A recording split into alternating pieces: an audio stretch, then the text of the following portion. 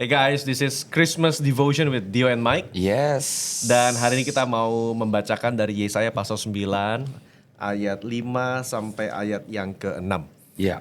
Judulnya adalah The Promise of the Messiah. Amin. Sebab seorang anak telah lahir untuk kita, seorang putra telah diberikan untuk kita. Tampuk pemerintahan ada di atas bahunya, dan namanya disebut orang penasehat ajaib, Allah yang perkasa, Bapa yang kekal, Raja damai. Besar kekuasaannya, dan damai sejahtera tidak akan berkesudahan di atas tahta Daud dan di dalam kerajaannya.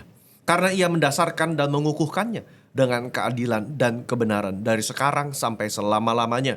Kecemburuan Tuhan semesta alam akan melakukan hal ini. Amin. You know, I reflect upon the promises of the Lord, merenungkan janji-janji Tuhan, dan janji-janji yang Tuhan berikan yang terkenal atau yang setidaknya yang seringkali aku hafalkan itu muncul di tengah-tengah kondisi bangsa yang lagi dijajah, kondisi bangsa yang lagi mengalami penghakiman Tuhan, kondisi bangsa yang lagi mengalami a dark season. That's right. Yeremia 29:11, ya kan?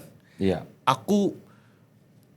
Rancanganku bukanlah rancangan kecelakaan, tapi masa depan yang penuh dengan pengharapan. Amin. Itu diberikan dalam kondisi bangsa Israel yang sedang dijajah, dibuang. Bahkan Allah yang membuang mereka ke Babylon. Tapi di tengah-tengah pembuangan itu Tuhan memberikan janji. I mean, what would you say to that, Pastor Mike? Kegelapan adalah alasan untuk adanya terang. Jadi yang kita juga mau sampaikan di podcast renungan kita this Christmas adalah your dark seasons atau keadaan gelap yang saudara mungkin sedang alami. Itu adalah titik pengharapan di mana terang Kristus mau masuk dalam kehidupan saudara. Amen. And berarti dia adalah Tuhan atas kegelapan, dia juga Tuhan atas terang gitu. Dan Tuhan memakai kegelapan untuk menyatakan terangnya yang ajaib. Dan menurut saya ini kembali lagi apa yang terjadi di Taman Eden. Waktu Adam dan Hawa berjalan bersama dengan Tuhan setiap hari. Sampai akhirnya mereka tertipu. Mereka sempat mendapatkan sebuah opini tentang Tuhan yang sama sekali gak benar. Tuhan yang menahan sesuatu dari mereka, Tuhan yang tidak adil terhadap mereka, Tuhan bahkan yang tidak mau yang terbaik buat mereka. Itu kan kebohongan yang ular katakan kepada Adam dan Hawa. Itu kegelapan. Dan ternyata kegelapan menyingkapkan bahwa Adam dan Hawa yang diciptakan segambar serupa dengan Allah, yang memiliki hak bebas, nggak appreciate terang yang sudah ada di dalam mereka. Sometimes kegelapan menyatakan kepada kita, mengingatkan kepada kita betapa bobroknya hati manusia, dan bahwa kita membutuhkan Tuhan gitu. Bahkan kan ada ayat firman yang juga berkata, di dalam Tuhan perbuatan-perbuatan baik kita semuanya seperti kain kotor. Jadi terang menurut kita terang, ternyata itu masih gelap gitu. Dan I think kegelapan menyatakan bahwa tidak ada terang yang lebih terang daripada terang Tuhan. You know, one thing I like about Christmas is that peaceful ambience. Dan dari semua title yang tadi kita baca, penasehat ajaib, Allah yang perkasa, Bapa yang kekal, Raja damai, I resonate dengan Raja damai, Prince of Peace. Karena selalu saya ingat Natal tuh membawa damai. Gitu. Di tengah-tengah hidup yang chaotic, di tengah-tengah kehidupan yang mungkin masalah datang bertubi-tubi, anak sakit, masalah di kantor, pelayanan, gereja, pribadi, keluarga. Tapi God says, I am the Prince of Peace. Aku Raja damai.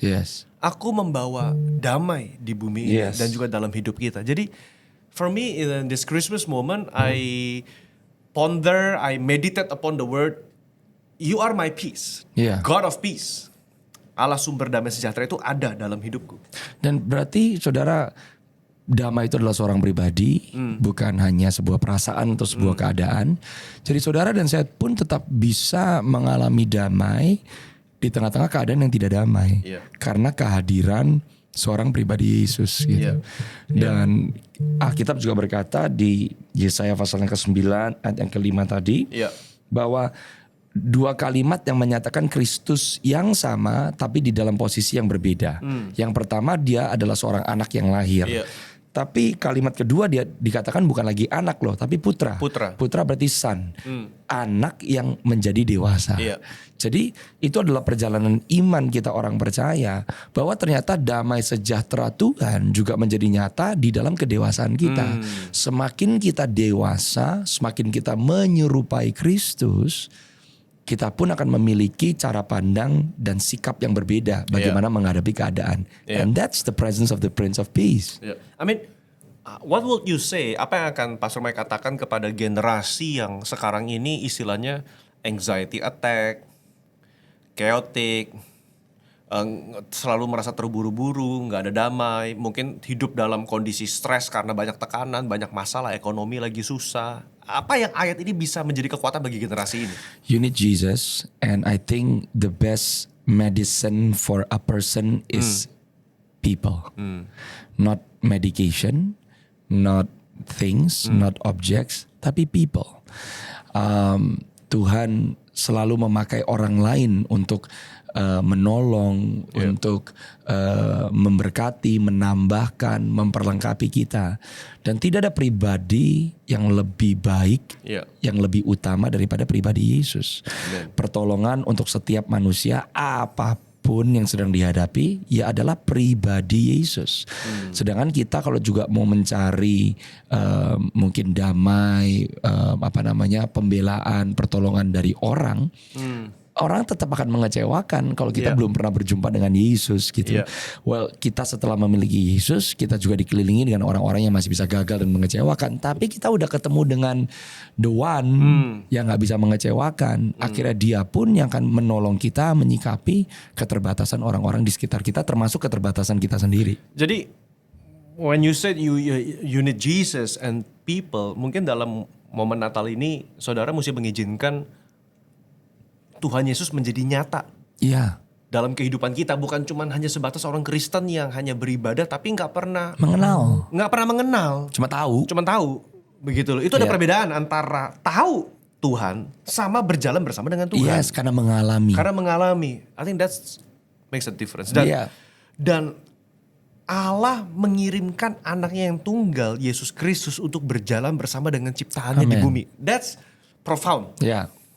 Seorang pribadi yang kekal menjelma dalam satu kurun waktu kronos manusia. Dia yang tidak terikat oleh waktu, dia mengikatkan diri dengan waktu. Dia berjalan di atas bumi ini untuk merasakan penderitaan kita, untuk turut merasakan kelemahan-kelemahan kita. Dia dicobai sama seperti kita, kata kitab Ibrani, namun dia tidak berdosa. Disitulah kita menemukan kekuatan. Oh, berarti kalau Sang Raja Damai itu berjalan bersama dengan saya, maka kalau saya hari ini mengalami anxiety, saya mengalami stres, saya mengalami kepahitan, kekecewaan, saya harusnya bisa merenungkan, bagaimana ya Tuhan ya? I mean, how should I respond to this? Call upon the name of Jesus. Rendahkan hatimu, karena kerendahan hati adalah awal perjumpaan dengan Tuhan. Buka hatimu, karena Mesias yang menolong saudara belum datang, sudah datang. So he's already there. Amen. Bagaimana saudara dan saya aware akan dia yang sudah ada dan sudah hadir dalam kehidupan setiap kita, karena darahnya sudah dicurahkan untuk setiap manusia. Dan Alkitab berkata, barang siapa berseru kepada Tuhan, berseru loh, crying out, calling out, maka akan diselamatkan. Amen. Right? So saudara harus tahu bahwa dia hadir, dia sudah ada buat saudara. Mungkin kamu cuma belum sadar aja. This Christmas alamilah. Amen. So kita berdoa saudara dalam tiap devotional Christmas di sini, saudara berjumpa dengan Tuhan Yesus. Amen.